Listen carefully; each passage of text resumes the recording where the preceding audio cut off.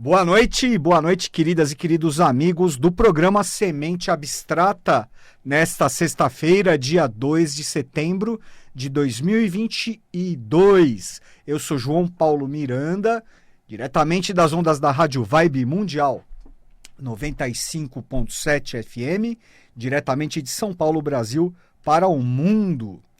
Gente, hoje vou ter a satisfação de trazer um tema para nós muito especial, um tema que eu tenho um carinho muito especial. Vamos falar um pouco sobre a magia dos contos de fada. Quem de vocês, quem de nós nunca se encantou desde os tempos de criança com os contos de fada? Não é verdade? Os contos de fada, eles encantam crianças de todas as idades, há séculos, há gerações. Eu, particularmente, cresci lendo, escutando, ouvindo contos de fada, assistindo filmes baseados em contos de fada. E digo para vocês que até hoje, na minha fase adulta, né, a criança que mora aqui dentro de mim ainda, no meu coração, né, Timo, se compraz, se satisfaz muito assistindo os contos de fada, principalmente os filmes antigos do grande Walt Disney. Mas existem inúmeros contos de fada. Os contos de fada, eles têm origem, gente, nas tradições orais, nas tradições folclóricas, populares dos povos, e existem no mundo inteiro. Nós, como fazemos parte, né, no contexto brasileiro, no contexto da cultura ocidental, nós temos uma familiaridade maior com o Pinóquio, a Branca de Neve e os Sete Anões, não é? Bela Adormecida, Cinderela, Chapeuzinho Vermelho, João e o Pé de Feijão, não é? Gato de Botas, quem mais? Os Três Porquinhos, Rapunzel, enfim, uma infinidade de contos de fada. E muitos deles foram filmados, né? Foram feitos desenhos animados, foram feitos filmes. Como eu disse, os contos de fada, gente, eles fazem parte da cultura, da tradição oral dos povos. E existem alguns autores que se encarregaram, não é, de compilar esses contos e passar aí para a escrita, passar para a literatura, como é o caso de Charles Perrault, francês, dos célebres, maravilhoso trabalho dos irmãos Grimm, alemães, não é? E existem aí diversos autores também, o dinamarquês Hans Christian Andersen, o grande Hans Christian Andersen, né? O grande Carlo Collodi, também italiano, autor de Pinóquio. Enfim, é realmente um universo maravilhoso, um universo de fantasia. Será que é tão fantasia assim, os contos de fada? Isso então que nós vamos trazer algumas reflexões aqui a respeito, tá bom? Então vamos lá, pessoal. Eu abro o nosso programa citando uma frase de um livro, o livro Coraline, que é de um escritor que eu admiro muito, que eu gosto muito, que é o Neil Gaiman. O Neil Gaiman escreveu aquela obra-prima que são Os Deuses Americanos, e a própria série Coraline também é incrível, não é? E o Neil Gaiman, ele vamos dizer que ele reconta as tradições, ele reconta os mitos, não é? Ele adapta para a nossa realidade mais contemporânea, ele faz um trabalho realmente incrível que eu tiro o meu chapéu, tá, para o Neil Gaiman. Tem uma passagem muito bonita, né, no livro Coraline, que ele fala o seguinte: contos de fadas são mais que verdade. Não porque nos dizem que dragões existem, mas porque eles nos dizem que os dragões podem ser derrotados. Vocês sabem que, na verdade, Neil Gaiman está fazendo uma releitura, não é, de uma citação, de uma frase de um escritor inglês chamado Gilbert K. Chesterton, século XIX, começo do século XX, não é, que trouxe esse sentido, não é? De que os contos de fada, eles são mais do que verdade, né? Então eles são mais do que a realidade, e não é porque eles falam que os dragões realmente existem, né? Mas principalmente porque eles dizem que os dragões podem ser derrotados. Então vamos lá, pessoal.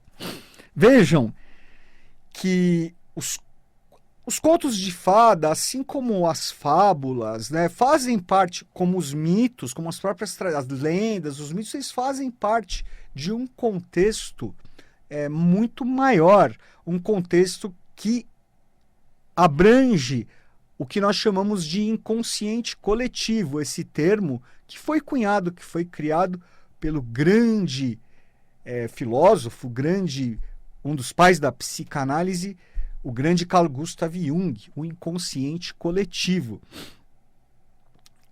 Que, na verdade, pessoal, não tem nada de inconsciente, não é? Porque, vejam o seguinte, o inconsciente coletivo é a fonte de toda a consciência. É uma chave importante. Então, como é que você fala em inconsciente, não é? E ao mesmo tempo você fala que o inconsciente coletivo é a fonte de toda a consciência, né? Não é um paradoxo? Sim, pessoal, mas nós levamos em conta, chamamos de inconsciente sob a nossa perspectiva da vida material, da nossa realidade limitada, da nossa realidade visível. Então, o inconsciente é aquilo que não está visível, é aquilo que está oculto. Então, o inconsciente, ele tem muito a ver com o hermetismo, tem muito a ver com o ocultismo, aquilo que não está evidente, certo? Mas que é a fonte de toda a manifestação. Existe a dualidade espírito-matéria, né? O mundo das ideias e o mundo da manifestação. Se existe algo manifestado, algo material, é porque existe uma ideia, é porque existe o espírito, que é a ideação que permite que essa ideia se manifeste. Então, uma não existe sem a outra, porque ao mesmo tempo a ideia ela precisa de um veículo para ela se manifestar. Então, essa é a dualidade eterna entre o espírito e a matéria, não é? Na verdade, são a mesma coisa em vibrações diferentes, em consciências diferentes. No hermetismo, nós falamos que o espírito a matéria é o espírito densificado. E o espírito é a matéria sutilizada. Então, na verdade, o inconsciente que está ligado ao espírito é a fonte de toda a consciência. E os contos de fada entram nesse contexto, pessoal. Tá? Entram nesse contexto, portanto, do próprio que nós chamamos de inconsciente coletivo. Os contos de fada, eles são muito mais do que fantasias. O Neil Gaiman tem razão. Eles falam de verdades. Porque eles falam de verdades relacionadas ao quê? A jornada de evolução das nossas almas. Fala de toda a jornada da evolução humana. E a jornada da evolução humana, ela é medida através da alma. São as nossas almas. As nossas almas é que são pesadas na balança da lei maior que a tudo e a todos rege. A nossa alma é formada o quê? Pela nossa estado de consciência astral, que é o terceiro, e o estado de consciência mental, que é o quarto. O primeiro e o segundo é o denso, é o físico e etérico, dos quatro manifestados. Mas a nossa alma, né, a nossa psique, é a conjugação do mental com o astral. Então é o trabalho principalmente com o mental. Por isso que a primeira das leis herméticas é o mentalismo. Tudo existe dentro de uma grande mente cósmica. Mahat, toda alquimia é mental. Toda alquimia se processa na mente. Buda, Siddhartha Gautama, você é o que você pensa. Certo, gente? Então, os contos de fada, eles tratam da própria... Eles falam de uma forma simbólica desse arquétipo da jornada da evolução da alma humana. Através, não é, de personagens fantásticos. Aí vem o lado fantasioso, entre aspas, não é? Porque os contos de fada não seriam contos de fada se eles não tivessem seres extraordinários, não é? Os contos de fada são recheados de elementais, né? Os elementais da natureza, os gnomos, as ondinas ou sereias, não é? As salamandras, gnomos, duendes, fadas, são todos seres que fazem parte do universo dos seres elementais.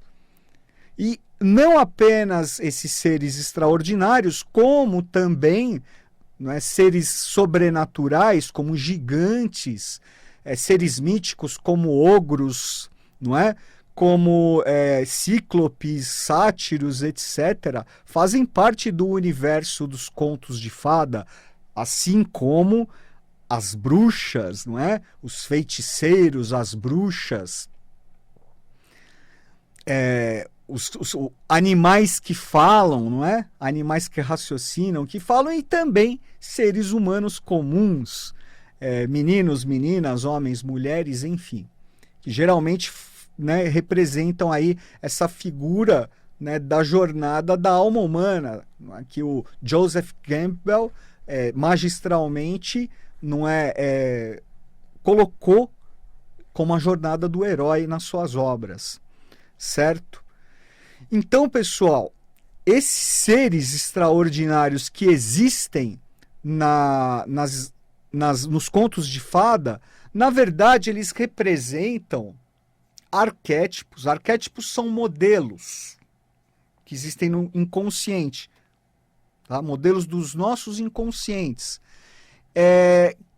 que falam dos desafios pelos quais a nossa alma vai passando no decorrer de uma existência, de uma vida ou de várias vidas, de várias existências dentro da roda de Sansara, da roda de nascimentos e mortes. Certo?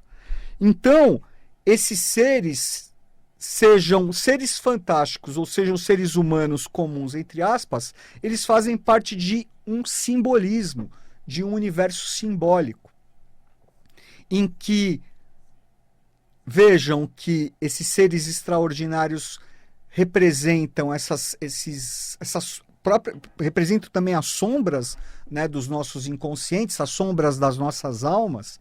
Aí existe um aspecto muito forte de esfinge, porque a nossa alma em evolução, a nossa alma densa, embrutecida, não é? Uma pedra bruta, ela representa o que é a nossa esfinge, que precisa ser lapidada, conscientizada, trabalhada em vias do quê? Da nossa alma acender a sua consciência, e aí nós alcançarmos o quê? O ouro filosofal, a pedra filosofal, através de um processo de lapidação das nossas almas, de autoaprimoramento, isso sempre no nível das nossas almas. Tá bom, pessoal? Vou fazer uma pequena pausa para passar um recado importante para vocês relacionado aí ao universo dos contos de fada. Estou convidando a todos vocês para uma palestra gratuita que eu proferirei no próximo dia 10 de setembro de 2022, sábado, no Espaço Consciência Cósmica, aqui na capital de São Paulo. Essa palestra gratuita terá como tema o universo mágico e iniciático de Walt Disney. Então eu vou falar um pouco sobre a obra de Walt Disney, não é? Esse ser extraordinário, e vou analisar alguns filmes do Walt Disney, e nós vamos inclusive transmitir alguns trechos, né? Vamos projetar alguns trechos dos filmes que eu vou me propor ali para analisar junto com vocês. Então vai ser uma jornada muito legal, tá bom? E eu espero que vocês façam as suas inscrições desde já e garantam suas vagas, porque as vagas são limitadas. Repetindo, vai ser no espaço Consciência Cósmica, que fica localizado aqui nas proximidades da Avenida Paulista, Estação Brigadeiro do metrô, próximo da Brigadeiro Luiz Antônio. Fica na rua Alberto de Oliveira, número 72. A palestra vai ser no dia 10 de setembro, sábado, às 19 horas. Então vai ser ali no comecinho da noite, tá bom? Você pode fazer a sua inscrição pelo site do Consciência Cósmica, www.conscienciacosmica.com.br, ou mais fácil pelo WhatsApp, no número 11 96749 3970. 11 96749 3970. Espero por vocês lá, hein? Próximo sábado, dia 10 de setembro, temos então um encontro marcado com o Walt Disney, com o universo mágico de Walt Disney dentro dos contos de fada. Certo, gente? Então, voltando para os simbolismos, né, presentes nos contos de fada, invariavelmente, que falam da jornada da evolução da alma humana. Vejam, existe um teósofo alemão, austríaco, na verdade, de quem eu admiro muito também, foi um teósofo fundador da antroposofia, o nosso querido Rudolf Steiner, que foi uma pessoa muito importante, inclusive na parte de educação, não é? Ele foi um filósofo, um teósofo, pai da antroposofia. O seu legado é muito, muito ligado à educação das crianças, e ele falou muito sobre os contos de fada. E ele fala, Rudolf Steiner, que os contos de fada têm a origem nessa tradição oral de épocas muito antigas, né, quando o ser humano levava uma vida mais simples, não é? E era mais conectado à natureza. Então, o ser humano, como ele era menos materialista também, né? Ele tinha uma proximidade muito maior com a espiritualidade. Então ele tinha naturalmente, nós naquela época, que nós já estávamos lá, não é? Nós tínhamos uma clarividência astral, natural. Então, nós tínhamos muito contato com os seres elementais, por exemplo. Nós tínhamos vivências astrais mais conscientes. Então, o Rudolf Steiner fala que os contos de fada, eles têm origem principalmente nessas experiências de quando o ser humano era mais conectado com a natureza. E que, aí pelo aspecto psicológico, né, pelo aspecto psíquico, lógico, o ser humano ali ainda num estágio mais primitivo da evolução, não é? Ainda muito conectado a isso com a Terra, ainda aprendendo, não é verdade, a dominar a Terra, a dominar as forças da natureza, porque as forças da natureza elas são incontroláveis. Nós, seres humanos, somos frágeis, somos débeis em comparação com a natureza, com a força da natureza, né? Que a força da vida é a força da construção, mas ao mesmo tempo pode ser uma força destrutiva, né? Quem de nós pode, perante um fato da natureza como um tsunami, um terremoto, não é, um ciclone, por exemplo? Então, o Rudolf Steiner ele fala, não é, de uma forma interessante, de que nesse processo em que o homem estava aprendendo a compreender e a controlar dentro do que é possível as forças da natureza para poder se preservar, porque isso é necessário, não é? Aprender a lidar com a natureza para tirar dela o seu sustento, não é verdade? E ao mesmo tempo se prevenir da força que ela tem e que pode lhe destruir. Então, O Rudolf Steiner fala que essa força, essas forças incontroláveis da natureza que podem ser destrutivas, elas acabam surgindo nos contos de fada como os animais, como os seres, como os dragões que falam Neil Gaiman, por exemplo. Vamos dar, por exemplo, o próprio dragão, ou um gigante, não é? Que representa o desafio ao ser humano, o desafio ao nosso protagonista, ao nosso herói, à nossa heroína do conto de fada. Não é? Então, veja, pode tomar a forma, aquilo, o dragão que aprisiona a princesa e que aí vai ser salva pelo príncipe, não é? A Branca de Neve, que que enfim se submete à feitiçaria, não é? Ao comer a maçã enfeitiçada e perder a sua consciência, não é? A se passar como morta. Aliás, a Branca de Neve é muito interessante, é que nós não temos mais muito tempo, mas eu vou ver se eu consigo falar pelo menos um pouquinho, tá? Então, pessoal, todo esse processo, não é, de assimilação das forças, e essas forças brutas da natureza, elas, como diz a própria lei de Hermes também, elas estão fora, mas elas estão dentro de nós também.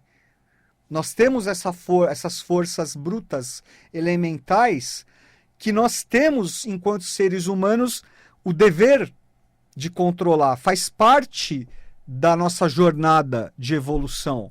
Nós aprendermos a controlar o nosso astral, aprender a controlar o nosso animal interno, os nossos instintos. Não é? Então vejam a sincronia que existe nesse sentido. E aí vem a jornada da alma, a alma como esfinge, não é? A alma embrutecida, a alma sendo subjugada por essas forças, que aí nos contos de fada aparecem como as bruxas, os dragões, os gigantes, não é? E aí o ser humano fazendo o quê? Não, o ser humano como herói, eu vou em demanda, né, do ouro. Eu vou libertar a minha alma do dragão, certo? Né? Eu vou resgatar a minha alma. Isso representa esse processo de lapidação da busca da pedra filosofal, que é o processo alquímico. A transformação do chumbo em ouro é a própria transmutação da alma embrutecida no ouro filosofal, na alma lapidada, na pedra filosofal. A alma imortalizada, a alma iluminada pela consciência. Então, esse jogo que existe entre a inconsciência, entre nós estarmos adormecidos, a nossa alma está adormecida, escrava das ilusões, escrava das maias que nos rodeiam, que buscam que nós nos foquemos nos nossos desejos, não é? Nos nossos instintos, que nos escravizam. Então, nesse ponto, nós somos como a Branca de Neve mordendo a maçã enfeitiçada e perdendo a consciência. Nós todos estamos dormindo, as nossas almas estão dormindo, como a Branca de Neve, aguardando o beijo do príncipe, que aí representa o espírito, a ideia representa o ouro, a pura consciência que vem com o seu beijo despertar a adormecida, a nossa alma adormecida. Esse processo, portanto, né? Vejam, a Branca de Neve morta, adormecida, na verdade, mas passando por morta, porque ela sucumbe ao desejo, representado pela maçã, que tem um significado ainda, tem significados mais profundos, né? A maçã, interessantíssimos, não dá para falar agora, tá? Mas aí o príncipe representando o espírito, iluminando a alma, despertando a alma. E aí eles seguem o quê? Para a imortalidade. Vejam, vai dar tempo, temos mais um minutinho, vai dar para falar inclusive do simbolismo, pessoal, da Branca de Neve, relacionado à figura dos 7, Branca de Neve e os 7 anões, o arquétipo da própria evolução, tá? Que na verdade, como diz o professor Henrique José de Souza, não deveriam ser anões, mas gnomos pelas forças da natureza. Lembra que eles trabalham embaixo da terra, trabalham com os minerais, né, com as pedras. E a Branca de Neve como a 8ª, o oitavo elemento. Então a Branca de Neve representando a oitava. O arcano 8 é a lei. O arcano 8 é a justiça.